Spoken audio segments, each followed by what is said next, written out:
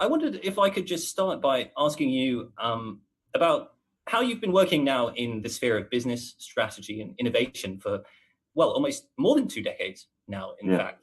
But what is it about this particular moment? There's a lot of talk, a lot of hype about digital transformation, digital innovation. What is it about this particular moment that you find interesting in the context of your long career? Well, I mean, we've seen a tremendous amount of change over the last 20 years. You know, I mean, I was at a conference just 2 days ago. I did like a 1 day with Rowan Gibson thing in the Dominican Republic in the Caribbean, and the theme really for the day was winning in the transformation economy. And so we are living in amazingly exciting times. But I said to the audience, these were all senior leaders in that particular geography. I said, you know, how much change have you seen in the last 10 years? And like, oh, our whole industry has gone through tremendous transformation and disruption. And I said, well, what do you expect in the next 10 years? And of course, it's exponential. So is this an incredible time? Absolutely. Does it excite me? Yes. Why? Because we just see so much going on. We have seen a lot of change over the last 20, 30, 40 years, but we have an exponential rate. So it just gets more and more and more exciting, because what we're seeing is, I sometimes call it a change bomb, because you almost have this chain reaction where every little bit of change that we add to the system creates all kinds of other changes, because it reacts and interacts with all the other changes. So rather than just add one new piece into the puzzle, like, I don't know, AI or robotics or, you know, cloud or whatever else, or blockchain, when we add that new thing, it interacts with all of the other changes that are already taking place. So you get this amazing chain reaction. That's why change is so exponential. And is that why, when you talk about this idea of a chain reaction, is that why in this current moment, when we have digital innovation, is that why this is so disruptive? Because I think what I mean is that companies have always had to innovate. That's not in itself a new idea. You always want to stay ahead and look to new things. But why is it that this moment with the digital, with the new technologies like AI, like robotics, how has that sort of changed what innovation is? Well, I don't think it has changed what innovation is. You know, I think innovation is essentially what it's always been. You know, it doesn't matter if you go right back to the ancient Egyptians or Sumerians, or right back to the Natufians, like the very first civilizations. I don't think innovation has changed essentially. I think innovation's always been about, I define it as creating value by doing things differently. So that's really what it is, and we've been doing that for many, many years. The difference is that, you know, when you add digital to the equation, it's creating value by doing things digitally. And so basically, it's just given us a new technology that we can leverage as a means to that same end, which is creating value by doing things differently. So, you know, when I look at innovation, I've always said that innovation must apply across the entire business spectrum. So we're not talking about innovation necessarily just in products or even just in services, but we're talking about innovation in products, services, technologies, processes. They could be manufacturing processes, but it could also be the process of delivery in the market, delivering whatever kind of value we have to the customer. It's innovation in the customer experience. It's innovation in marketing strategy. It's innovation in cost structures, in the business model itself, which of course is now the sort of holy grail of innovation. How do we innovate around the business model? And digital is a great tool for that. But at the top end, we have a thing called industry architecture innovation, which is where we're almost taking the original structure of an industry to pieces and putting it back together in a whole new way. So if you think about what Apple iTunes did to the music industry, you know, what streaming media does to the sort of movie and television industry, we're taking the old industry structure to pieces, the old architecture to pieces, and we're building a new one. So innovation is always, sorry to interrupt, but so innovation is always applied across that entire spectrum.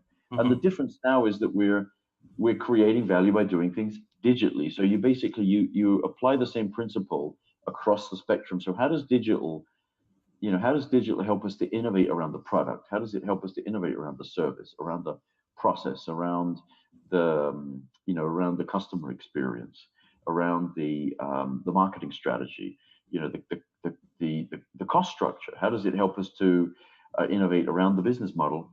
or change the business model, or even change the entire industry architecture. So that's kind of a long answer to the question, but I think it's a new means to the same end. Yeah, I mean, I can see, like you say, there's a huge range of areas where you can apply this digital ideas, digital transformation, use new ways of doing things. But I suppose two questions there. A, is it now more or less difficult to innovate given all of this digital disruption? And is this something, you talk about rebuilding industries, so is this sort of sounds like it might be a case of disrupt or be disrupted? I mean, is that a fair summation? I mean, because there must be companies out there who are, going along quite nicely. They're not necessarily very digital in the way they do things. And why would they necessarily want to disrupt what they do and go digital? Because that doesn't necessarily sound like a good idea to them. But is it something that they have to do? Well, of course they have to. And I mean, you use the term, disrupt or be disrupted. And of course it's become a cliche, but it's nevertheless true.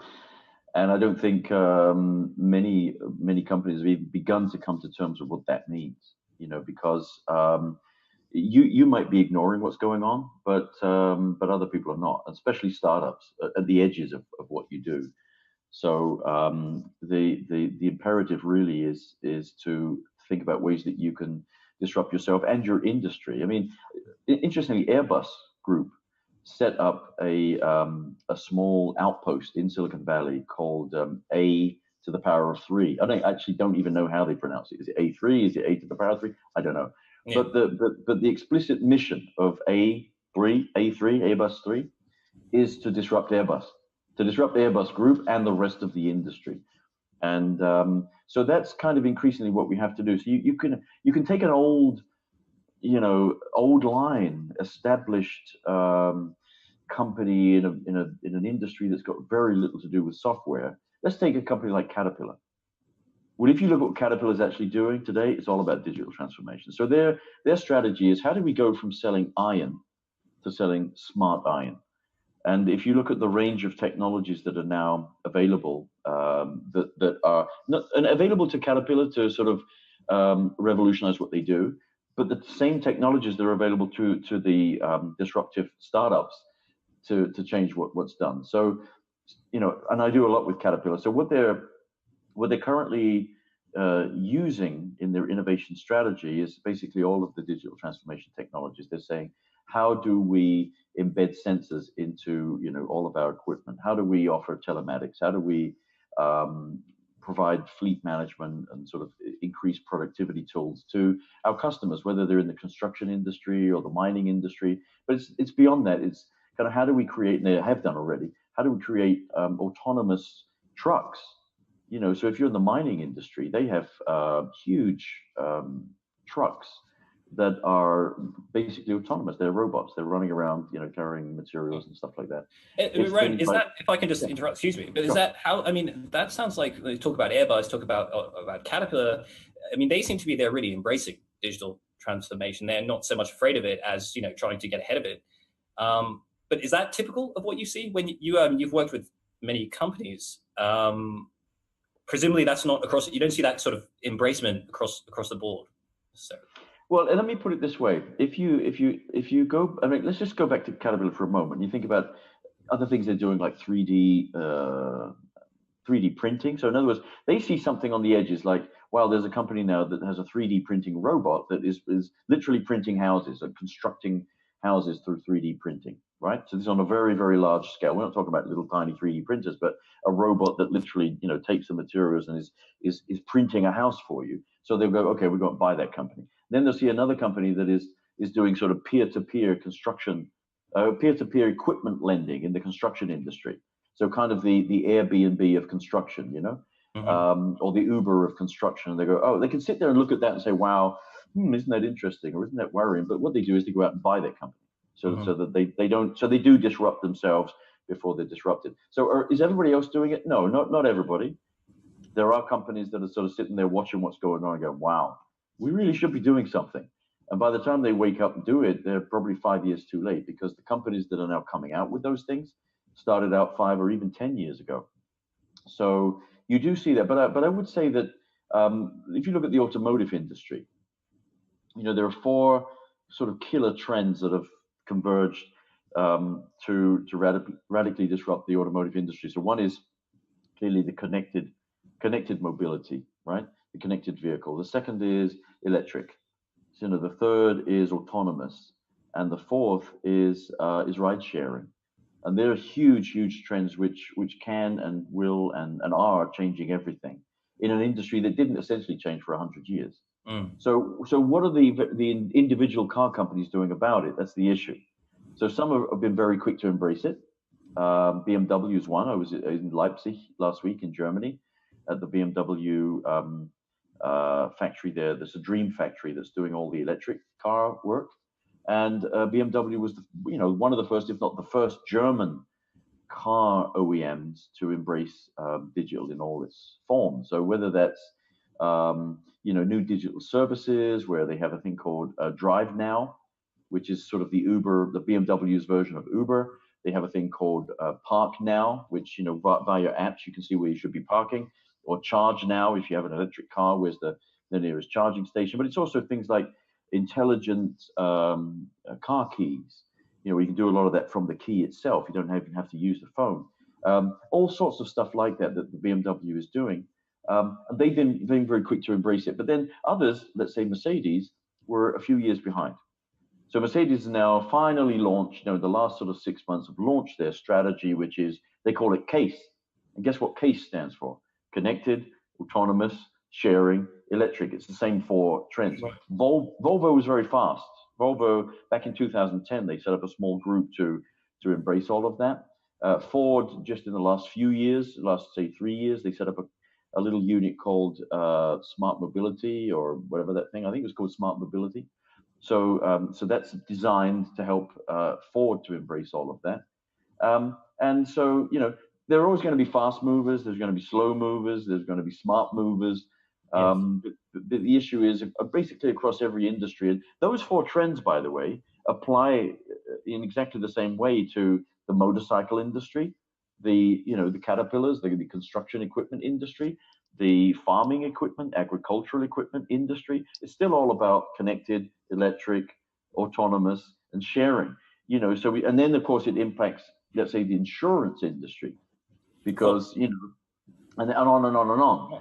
So I think, yeah. What do you say though? What do you say? I mean, you've listed there like several companies, and in the car industry, perhaps you do see that there is a lot of companies who are making moves, and that's a fairly high profile one. Perhaps you see things like, I don't know, Tesla, Waymo, and other car companies can't ignore those things, and so they have to move. But if you go into a company, say in perhaps another industry which is less digital, so to speak, and then you said in the past that sometimes those companies say, well, we can't do innovation because we don't have the resources, we don't have the ideas, or whatever other excuse they may give. So how do you tell them that? How do you convince them that it's not really an option?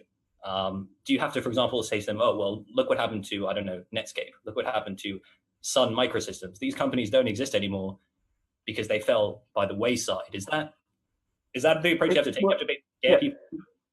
It's kind of all of the above, right? So first of all, so you use the word excuses, and I agree with you. They're excuses. We don't have the resources. Look, if I had the resources of Apple, I had the resources of Google, I had the resources of, let's say, Amazon, I'd innovate. Well, you have to remember, first of all, where did those companies start out, right? I mean, Amazon was in a garage. Google was basically in a dorm room. Apple was in a garage. They didn't have huge resources. I mean, even when Apple was starting out, Steve Jobs back in the 80s said that when we came up with the Mac, IBM was spending at least 100 times more on R&D. When Apple came up with the iPod, it was basically in a tech downturn. It was 2001-ish, 2001. They had, recently had a brush with death. I mean, they had to reach out to Bill Gates even and others to sort of inject cash and keep them going. So it wasn't like they had huge resources, and that's why they came up with the iPod. Not true. So really, it's more about how do we come up with big ideas rather than having the resources for that. Startups don't have huge resources, do they? I mean, they just have a big idea and they embrace things before a lot of the big companies do. So that's the first thing. So they are excuses. It's not about resources. It sounds like it's more about mentality than necessarily about resources, having Well, money. it's about mentality, first of all. It's about coming up with the breakthrough ideas in the first place. And it's about, the process, the innovation process. So how do we then quickly scale those ideas and so on? But how do you come up with the big ideas in the first place? Well, I have a methodology that I use around the world. It's called the 4 lenses of innovation. And what that's designed to do is help literally anyone anywhere think like Steve Jobs, or think like Elon Musk, or think like Jeff Bezos. It's kind of what other perspectives that innovators use to come up with their breakthrough ideas. And the first of those lenses or perspectives is called challenging orthodoxy. Being a contrarian, thinking differently, as Steve Jobs would put it, but kind of taking a conventional wisdom and turning it on its head. The second of those lenses is called harnessing trends. So if you think about the tech trends, if you think about lifestyle trends, if you think about kind of industry trends, if you think about regulatory trends, you kind of, what are the big waves of change that might right now be just kind of ripples on the ocean, but they're going to very quickly turn into tsunamis? And how do we ride those waves instead of being kind of washed away by them? The third lens is called leveraging resources in new ways. So it's kind of saying, as a company, what are the skills and the assets that we have that we could stretch into new opportunities? Or especially if we want to embrace digital, what are the skills we don't have? What are the assets we don't have? How do we partner with or license technology from others? Or how do we create joint ventures? Or how do we buy those kinds of startups on the edges that are doing things that we're not yet doing? And number 4, it's understanding and meeting unmet needs. So we see that, digitally connected customers, and we're all, whether we're in B2C or B2B, we're all digitally connected now. So we have this kind of magnification of customer expectations. So that 4th lens is about understanding needs and emerging needs, and saying, how do we become solutionaries? How do we design solutions from the customer backward? In this case, particularly using digital technology to meet or anticipate these new needs. So those are the first couple of things, like, not using lack of resources as an excuse. Second, you're not using lack of ideas as an excuse. But third, you talked about cautionary tales. And you mentioned a few. I mean, Kodak, of course, everybody uses Kodak, and it's true. Kodak invented digital photography. So there's a digital wave of change that they were unable to sort of capture value from, because they were afraid of it cannibalizing and destroying their existing 35mm film business. I think another great case is, Netflix versus Blockbuster. So here along comes a digital trend, digital technology called streaming media. And both companies at the time say, well, what are we going to do about it? Well, it's easier to say, well, Blockbuster couldn't change anything because they had this existing business model based on all, the chain of stores, physical stores around, the world, and they had physical media, DVDs that they were renting out. But you know what? Netflix had a similar model. They didn't have stores, but they had warehouses. And guess what those warehouses were full of? DVDs, right? And they had people that were manning phones and computers that were sort of turning customer orders into like fulfillment. They had logistics. So everything was based on physical DVDs. And yet they were able to, and I give Reed Hastings a tremendous amount of credit for being able to sort of shift the company away. Yeah, it's Netflix, away from this existing business model to a new business model based on streaming. And he called it, what was it now? Putting on the brakes in terms of DVD rental, while stepping on the gas in terms of streaming. And he was able to pull the whole business model away and deconstruct what they were currently doing in order to construct a new business model. At the time, the board tried to fire him. I mean, the board was saying, you are destroying our business. And it was true. He was destroying their DVD rental business, but he was building a new business, because he said, look, if we don't destroy what we currently have, we're not going to have anything in the future. So, again, it takes a lot of bravery, I think, to do that. You've got to be quite bold to make that move. And I'm just wondering. That's an understatement, by the way, my friend. that is an understatement indeed. And I wanted to say, though, I suppose what the board might have been saying to Reed at that time, what they might have thought is perhaps we've gone too far here with the innovation. We always hear, yes, innovation is good. You got to keep up, disrupt or be disrupted. But is there some line there that you think, okay, this is actually too disruptive? Our core business here is suffering. Let's just hold back here and do things a little more incrementally. Is there an argument for that as well? Well, I mean, you see, take that case. I mean, if for example, Reed Hastings had said, yeah, okay, you're right. I'm destroying the DVD rental business. I better stop, and so on. They'd have ended up like Blockbuster. It's exactly what happened at Blockbuster. We can't do this because it's going to cannibalize our existing business model. But they wouldn't have known that at the time, right? I mean, the board, they couldn't have known Netflix would be so successful. So their arguments must have been quite convincing in that moment. Yeah, and that's why you need vision. You need the vision to be able to say, no, I can't listen to this. It's like Steve Jobs, basically. Steve Jobs killed off the iPod with the iPhone. And it was a similar, I mean, the board didn't try to fire him because he was Steve Jobs, right? You don't fire him again. We went through that experience once in the 80s and we nearly killed Apple. We're not going to do it again. He must be right. So, but, Steve Jobs was saying, look, 60% of our revenues at the moment is coming from iPod. And I can see this huge tsunami coming towards us because, let's face it, downloading digital music is not difficult. So Nokia and Motorola, they're going to download music tracks to the phone. And no one's going to want two devices in their pocket. Like on the one pocket, I've got the music player, and the other pocket, I've got the phone. It's going to be one device, and it's going to be a phone. So we better make a phone. And yeah, well, that's going to kill off the iPod. Too bad. Too bad.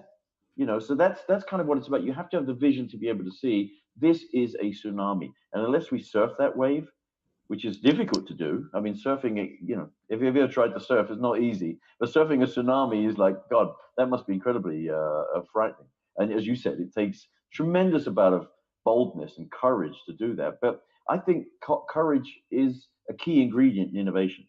If there were sort of three key ingredients, I'd say one is creativity. Of course, you have to come up with the new ideas and stuff in the first place. Two is connection. We need to connect we need to connect across organizations and beyond in terms of the ecosystem of what's happening in the world around us. But the third, and maybe even the biggest at the end of the day, is courage. Because innovation, I gave you a definition of innovation at the beginning, which is creating value by doing things differently. Well, there's a couple of words in there that are really important. One is creating, and the other one is doing things differently. And the doing part is where you need the courage, and the boldness. And there's another definition of innovation, which is the act of introducing something new. So the newness requires creativity, but the act of introducing something new requires a tremendous amount of courage. So if I go back and I think about people like Steve Jobs, Jeff Bezos, Richard Branson, Elon Musk, the attribute that I associate most with them is not necessarily creativity. It is courage.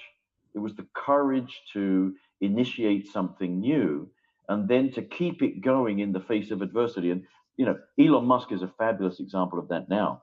Is everyone's against him. Everybody wants to see him fail. And Elon is trying to keep it going in the face of adversity. And I'm a big believer. I believe he'll do what he says. He might be late. I don't mind him being late. I don't care. It's not about the deadline to me. It's about doing something fantastic, doing something great. And that's what Elon's doing.